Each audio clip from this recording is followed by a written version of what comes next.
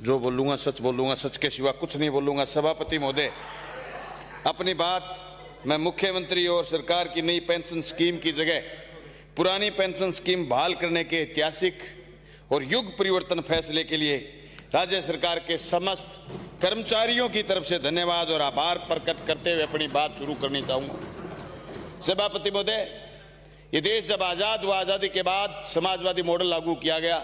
इस मॉडल को जवाहरलाल नेहरू के नाम से और इंदिरा गांधी के मॉडल के नाम से जाना जाता है। ये बात अलग है, कुछ लोगों को इस नाम से बढ़त लगती है, पर इलाज क्या है सर? ये लोक कल्याणकारी मॉडल थे जो हिंदुस्तान के संविधान के प्रेम्बल में है सर। सरकार का चेहरा लोक कल्याणकारी, और लोक कल्याणकारी सरकार सबसे पहले स्कूल बनाएगी, स्कूल बंद नहीं करेगी। ये लोक कल्याणकारी सरकार के कदम होंगे। मैं उम्मीद करता हूं जिस लोक कल्याणकारी कदम को ओपीएस से शुरू करा गया, इसी उत्साह को आगे बढ़ाते हुए पिछले 7-8 दिन से जो राजस्थान प्रदेश में और देश भर में जश्न है। मैं हिमाचल प्रदेश की विधानसभा की कार्रवाई देख रहा था सभापति महोदय, कह रहे थे राजस्थान की तरह ओपीएस स्कीम लागू करो। मैं हरियाणा की विधानसभा की कार्रवाई देख रहा था, कह रहे थे हरियाणा की तरह, राजस्थान की तरह हरियाणा में भी ओपीएस लागू करो। तो ये कुछ बड़ा हुआ। इसी तरीके से हम राजस्थान सरकार की से मांग करते हैं कि आपने एक लाइन में 3862 स्कूल कर्मोन्नत करे। आप इसी तरीके से स्कूलों में व्याख्याताओं और अध्यापकों के रिक्त पद भरने का काम करेंगे। मैं उच्च शिक्षा मंत्री महोदय से कहना चाहता हूं, जो 123 महाविद्यालय खोले गए उन महाविद्यालयों में भी रिक्त पदों को भरेंगे। ये बात सही है कि हमारे नौर के विधायक साथी ने कहा कि विधायक का भी दायित्व है, उनका ये डोर और औकात भी होती है कि वो किसी दानदाता को तैयार करें तो 5-5, 6-6 लाख करोड़ रुपए दानदाता दे देते हैं। भवन तो हम बना लेंगे, लेकिन आप रिक्त पदों को भरें। मैं उच्च शिक्षा मंत्री महोदय से कहना चाहता हूं, मेरे भादरा में ग्रामीण कन्या महाविद्यालय चल रहा है, जो संस्था के द्वारा चल रहा है। 3 मंजिला भवन है, हॉस्टल समेत उस कन्या महाविद्यालय को राजकीय कन्या महाविद्यालय में परिवर्तित करें। मैं मांग करना चाहता हूं कि हमारे शैक्षिक कैलेंडर जो पिछले दिनों में कोरोना की वजह से डिस्टर्ब हुए, उस शैक्षिक कैलेंडर को आप शिक्षा मंत्री महोदय व्यवस्थित करेंगे। और शैक्षिक कैलेंडर में हमारी मांग है कि विभाग 15 मई तक वार्षिक परीक्षा करवा करके जुलाई से नया शैक्षणिक सत्र शुरू करे। 1 से 15 मई तक के 15 दिनों का सदुपयोग किया जा सके। साथ मेरी मांग यह भी है, ग्रीष्मकालीन अवकाश को थोड़ा शॉर्ट करके आप शीतकालीन अवकाश को थोड़ा बढ़ा करें, क्योंकि बीकानेर संभाग में लगातार 1 महीने तक धुंध रहती है। हमारे बच्चे और हमारे अध्यापक उस धुंध से बड़े भारी परेशान रहते हैं, जान माल का खतरा रहता है। आप इस चीज को भी थोड़ा देखने की कोशिश करेंगे। मेरी मांग है कि शैक्षणिक गतिविधियों में आप प्रार्थना सभाएं वापस शुरू करिए, अन्य गतिविधियां भी आप शुरू करिए। मैं उच्च शिक्षा मंत्री महोदय से भी चाहता हूं कि आप छात्र संघ के चुनाव भी शुरू करवाइए। मैं मांग करना चाहता हूं कि हमारे यहां जो ओपीएस की तरह ही एक जोरदार धमाका राजस्थान की सरकार करेगी। एक तो टीएसपी में जो अध्यापक हैं उनको उनके क्षेत्रों में भेजेगी। एक तृतीय श्रेणी के अध्यापकों के ट्रांसफर खोल दो जी। सारे दिन बड़ी मांग करते हैं बच्चे, छोरे और छोरियां इतनी मांग करते हैं इलाके में, जब भी जाते हैं कि हमारा ट्रांसफर कद खुलसी। मैं बीडी कला साहब ने पूछा, ओ मैं सिर्फ बुला रहा लेकिन थे पर कदम उठाओ और जवाब दो आज शाम ने कद न कद जल्दी कर शोके।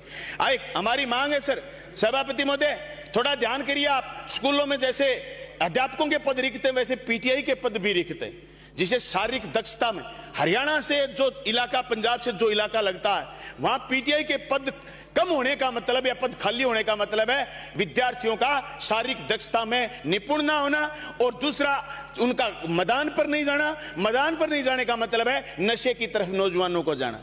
इसलिए हम मांग करते हैं कि हमारे बच्चे नशे की तरफ नहीं जाएं। हम कहते हैं समाज कल्याण की जो योजना है इसमें छात्रवृत्ति समय पर भुगतान हो, ताकि हमारी बच्चियां और हमारे बच्चे और आगे बढ़ सके। हम मांग करना चाहते हैं कि जो खाली पड़े प्रधानाचार्यों और नवसर्जित उप प्रधानाचार्यों के पद हैं वो तुरंत प्रभाव से भरे जाएं।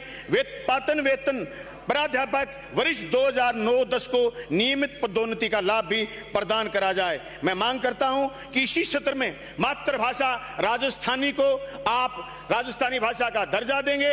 आपने रीट में पंजाबी का सब्जेक्ट रखा है, आपने रीट में सिंधी रखा है, आपने रीट में दूसरी सारी भाषाएं शामिल करी हैं। राजस्थानी भाषा की पूरी राजस्थान में बहुत तेजी से मांग उठ रही है। आप इसी स्तर में राजस्थानी भाषा को हमारी सरकारी भाषा के रूप में घोषित करेंगे, ऐसी हम मांग करते हैं। मेरे विधानसभा क्षेत्र की कुछ मांगों से आपको अवगत कराना चाहता हूं। हालांकि मेरी विधानसभा क्षेत्र में शिक्षा मंत्री महोदय एक साल में 16,000 नामांकन बढ़े हैं। पिछली बार 23,000 नामांकन थे। आज मेरी विधानसभा क्षेत्र में 16,000 नामांकन बढ़ करके 39,000 नामांकन सरकारी विद्यालय में हुए हैं। जो पिछले दिनों में स्कूल कर्मोन्नत हुए उन्हीं का असर था। और अभी आपको आश्वस्त करते हैं हम कि जो अभी स्कूल कर्मोन्नत 3862 हुए, उसमें से हमारे सारे जो सेकेंडरी स्कूल सीनियर सेकेंडरी में हुए, अगली बार ये संख्या छात्रों की 60,000 पार करेंगे। जिस दिन विधानसभा के अगले स्तर में हम बैठे होंगे, लास्ट स्तर में, तो हमारे विधानसभा क्षेत्र में 60,000 बच्चे सरकारी स्कूलों में पढ़ते मिलेंगे। अभी हमारे प्रभारी मंत्री जी का हमने कार्यक्रम रखा है स्कूल खेल मैदान का।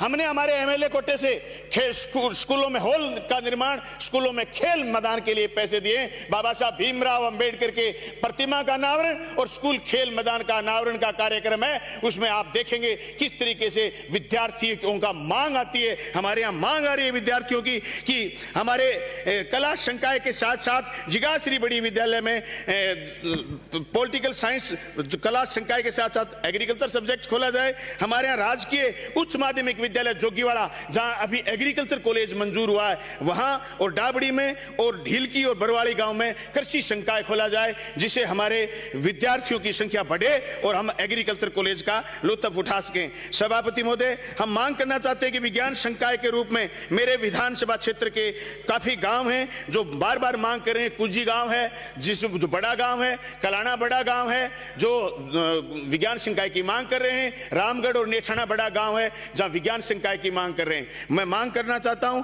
कि आप हमारी एक एक बात पर विचार करते हुए हमारे ये जो उच्च प्राथमिक विद्यालय हैं इनको भी कर्मोन्नत करने का प्रयास करेंगे। राजकीय उच्च प्राथमिक विद्यालय रामबास, अमरपुरा, सवाई छानी, चकभोजासर, राजकीय उच्च प्राथमिक विद्यालय नंबर 2 भादरा शहर में कायम खान निवास में ये विद्यालय है जो काफी सालों से कर्मोन्नत नहीं हुआ, जहां बहुत सारे अल्पसंख्यकों के बच्चे पढ़ते हैं। इस विद्यालय को भी आप कर्मोन्नत करने का काम करेंगे। मेरे पैतृक गांव मलखेड़ा, डुंगराना और डोबी गांव में जो संस्कृत विद्यालय हैं उनको आप प्रवेशिका विद्यालय में, और गोगामेड़ी में जो प्रवेशिका विद्यालय है उसको उपाध्याय विद्यालय में कर्मोन्नत करने का काम करेंगे। मैं मांग करता हूं सदन से कि जो बयान व्हाट्सएप यूनिवर्सिटी पर बांटा गया था थोड़े दिन पहले, जो ज्ञान दिए गए थे कि यूक्रेन बच्चे किस बात के लिए गए, सभापति महोदय, यूक्रेन बच्चे इसलिए पढ़ने गए कि हिंदुस्तान में 1 करोड़ रुपए मेडिकल की फीस है। और हे व्हाट्सएप यूनिवर्सिटी के व्याख्याताओं, तनिक बाज आ जाओ।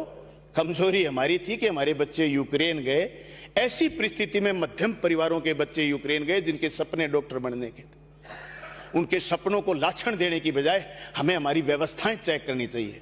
मैं किसी पार्टी का नाम लिए बगैर बात करना चाहता हूं कि हम हमारी कमियां ढांपने के लिए, ढकने के लिए कभी हमारे बच्चों को और हमारे देश के नागरिकों को ओळमा देने से बाज आए। इस देश में 70 साल में जो विज्ञान, औद्योगिकी, प्रौद्योगिकी का विकास हुआ, जो हमारे एजुकेशन का विकास हुआ, सभापति महोदय, मेरे दादाजी अध्यापक थे जो स्वामी केशवानंद के पास सिर्फ 4 साल अध्यापन का कार्य करके, और उन्होंने 9 स्कूल 9 गांव में नए खोले, जिससे हमारे स्कूलों का विकास हुआ है। ऐसे ऐसे विकास गांव में लोगों ने अपनी सिर पर तगारी ढो ढो करके स्कूल खड़े करे।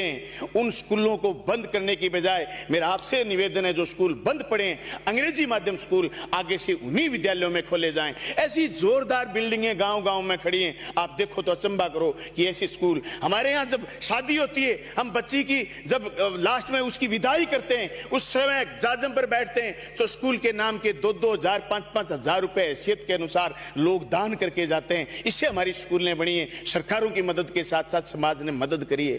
इसलिए हम उम्मीद करते हैं कि आप इन स्कूलों की जो भवनें खाली पड़ी हैं, आगे से अंग्रेजी माध्यम स्कूल की जो लोकप्रियता बढ़ रही है, हमारे प्रस्तावों पर उन स्कूलों में, खाली पड़े भवनों में आप अंग्रेजी माध्यम स्कूल खोलने का काम करेंगे। सभापति महोदय, आपने मेरी बात को ध्यान से सुना, आपका बहुत बहुत धन्यवाद। जो स्कूल अभी हमारे सारे कर्मोन्नत हुए हैं, इनको तेजी से धरातल पर लाने के लिए हमें एक ही काम करना है, वो कि जो रीट की भर्ती हुई उस भर्ती को समय पर कराना, उसके साथ साथ एक पदस्थापन का भी, स्टाफिंग पैटर्न भी बदलने की जरूरत है, क्योंकि स्कूलों में बच्चों की संख्या बढ़ी है, इसलिए स्टाफिंग पैटर्न भी आप समय समय पर करें और भर्तियों को समय पर पूर्ण कराएं, ताकि राजस्थान में शिक्षा का महत्व और तेजी से हो। हिंदुस्तान में जिस तरीके से केरल मॉडल शिक्षा में माना जाता है, एक दिन राजस्थान भी मॉडल के रूप में स्थापित हो।